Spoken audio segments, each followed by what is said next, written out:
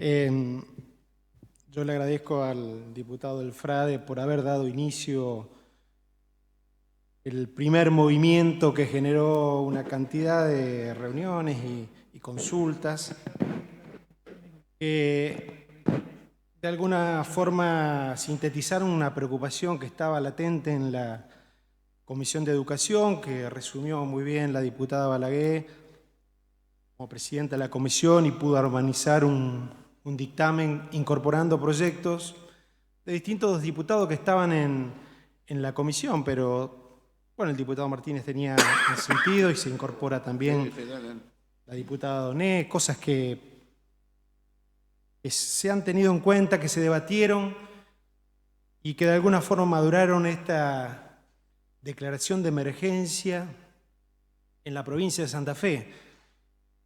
Yo lo voy a decir con todas las letras. En la provincia de Santa Fe estamos en una situación sin precedentes y de no tomarse las medidas adecuadas estamos corriendo el serio riesgo de caer en una tragedia educativa. Llevamos 150 días, casi 150 días de cuarentena, con más de 4.800 establecimientos educativos cerrados, con casi 900.000 estudiantes, chicos y chicas de distintos niveles educativos en sus casas, y que según el informe del Ministerio de Educación de la Nación, que después voy a dar detalle del mismo, nos dice que cerca del 50% de los estudiantes, estas son palabras del informe de continuidad educativa del Ministerio de Educación de la Nación, cerca del 50% han perdido el hilo de su proceso de aprendizaje, el hilo de la escolarización en nuestro sistema educativo. Sabemos que esta situación impactó en todos los hogares, cambió la situación de los padres que tuvieron que acompañar, hacer de especie de tutores de los chicos, de los docentes que tuvieron que abocarse casi de lleno al uso de las tecnologías, a los chicos seguramente porque pasaron de la convivencia en el aula a utilizar sistemas electrónicos y a partir de ahí, para muchos casos, el único contacto con la escuela. Miles de hogares se transformaron en esa especie de escuela virtual, ¿no? Esas aulas, cada hogar se transforma en un aula de esas escuelas virtuales. Pero todos sabemos que en nuestra provincia, en nuestro país, si bien todos padecimos y padecemos las consecuencias de la pandemia, algunos hogares la han sufrido mucho más. Los hogares pobres que no tienen acceso a la tecnología, a internet, que no tienen una biblioteca y un padre con el capital cultural necesario como para acompañarlos. Y esto podemos decirlo con toda certeza. La escuela de la cuarentena es una escuela absolutamente desigual que ensanchó la brecha que ya veníamos arrastrando en la historia de nuestro país. Voy a leer es un resumen del informe que comentaba del Ministerio de Educación para ponerle datos cuantitativos a lo que estamos diciendo.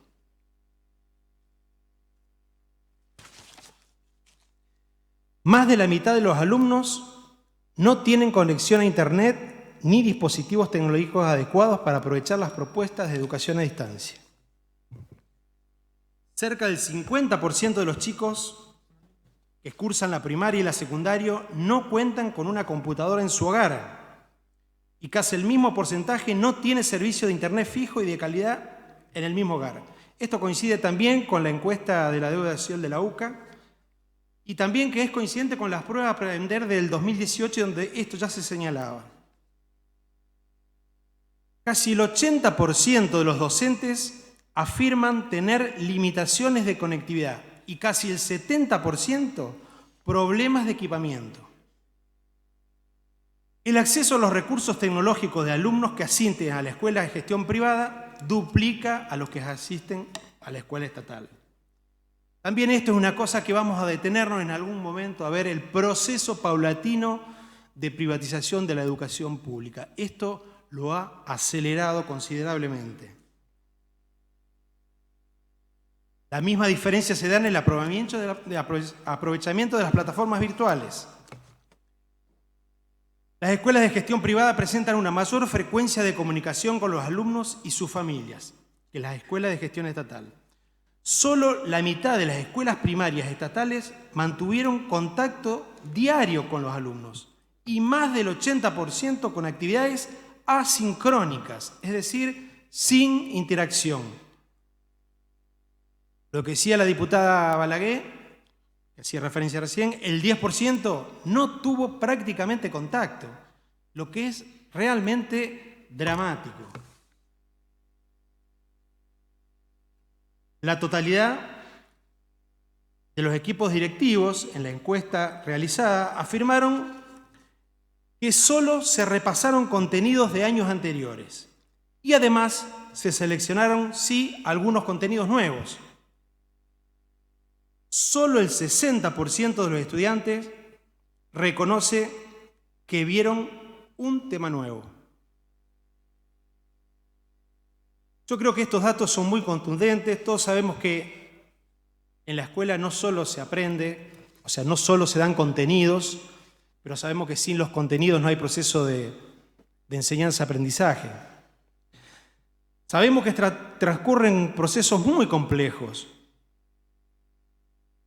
Pensemos en los estudiantes de quinto año que están por ingresar a la universidad y prácticamente el quinto año es una preparación para continuar los estudios en la educación superior o vincularse al mundo del trabajo. O pensemos también en los chicos de último año de la primaria que van a ingresar al secundario, un mundo absolutamente distinto. Sabemos que nuestro sistema desde la 1420 hasta la actualidad fue pensado para una escuela primaria para todos y que la secundaria prácticamente se copió al sistema más escolarizado de estudios superiores. Por eso hay materias que es absolutamente la lógica distinta y todos reconocemos que hay un salto cualitativo importante y todos podemos reconocer, si vamos a los anuarios de estadísticas, que también ahí se producen grandes deserciones. Pero pensemos en los primeros y segundo grados, en el proceso más complejo que tenemos de nuestra cultura, que es aprender a leer y a escribir.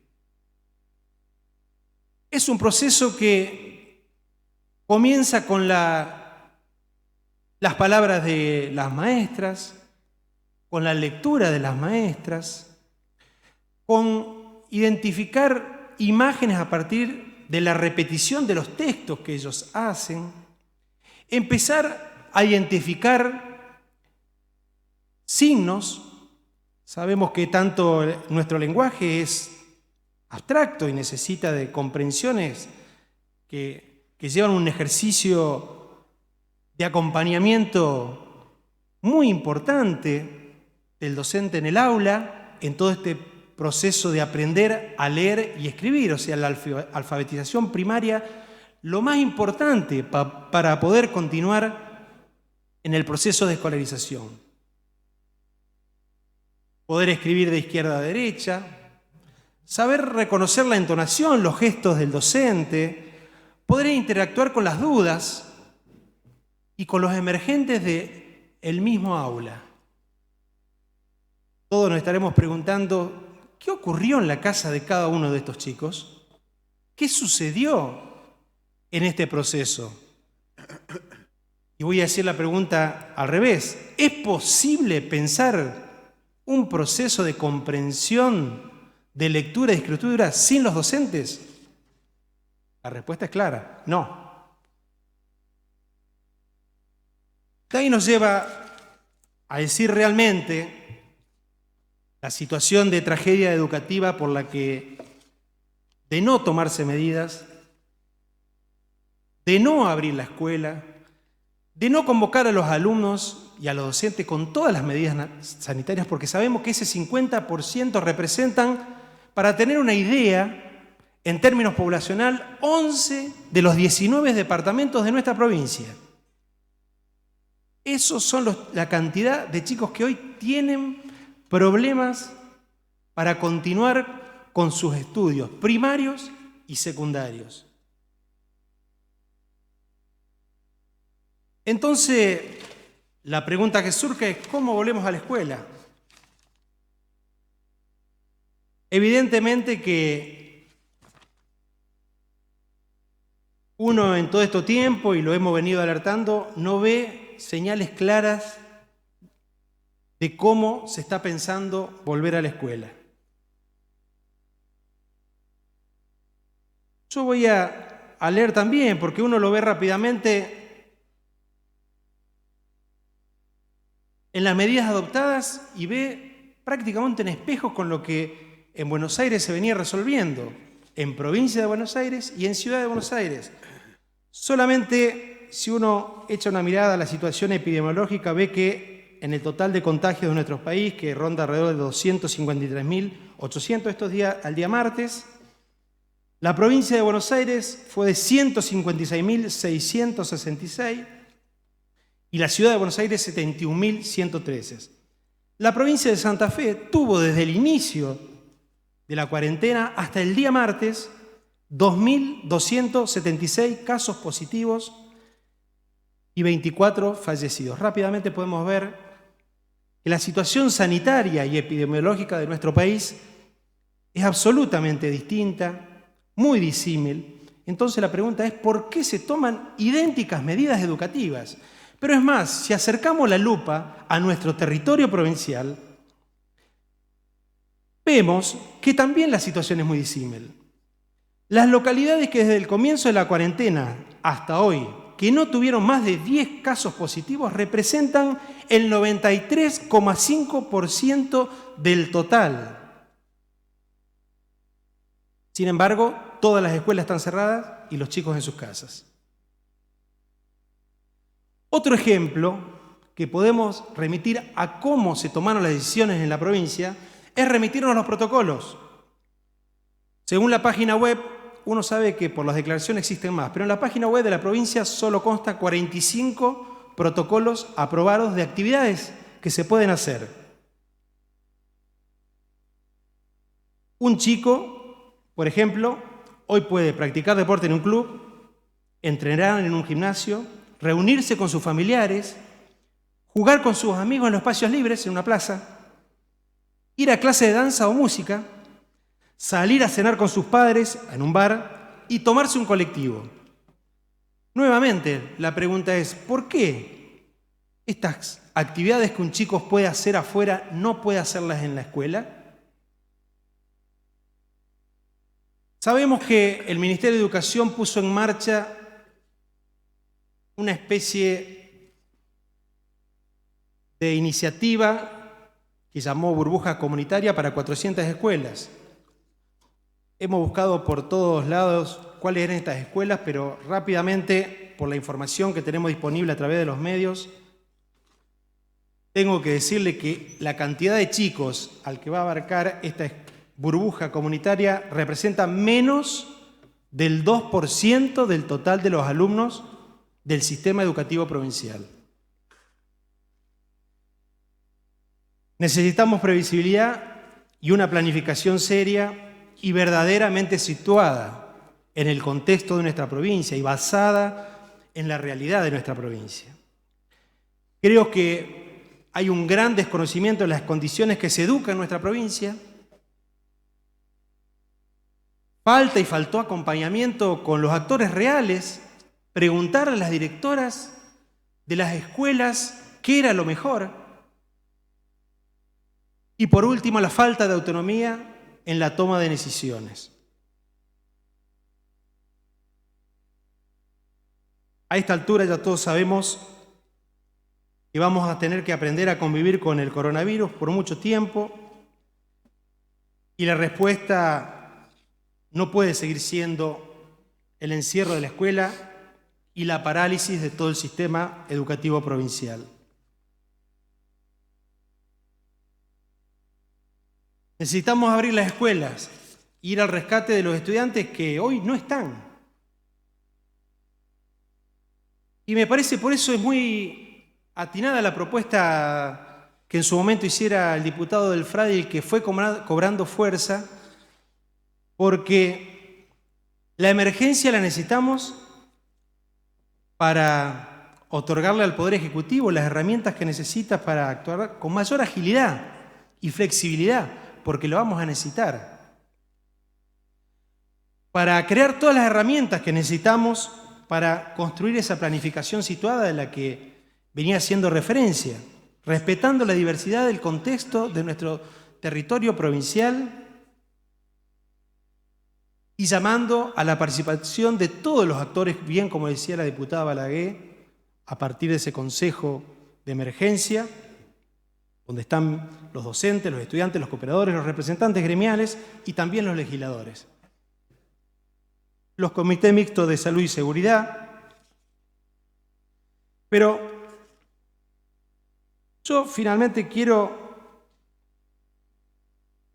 también señalar que uno comprende que las decisiones, cuando se está en un lugar de gobierno, sobre todo en este contexto tan difícil, son complejas, dilemáticas, pero siempre sabemos que detrás de cada acción concreta hay un valor moral que impulsa la acción.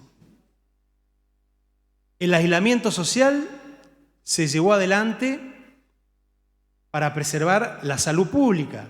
Fue el criterio rector que llevó a nuestro país al encierro absoluto. Luego las manifestaciones y de distintas luces amarillas que tuvieron que ver con la parálisis económica, productiva y laboral, pusieron sobre el tapete la pobreza.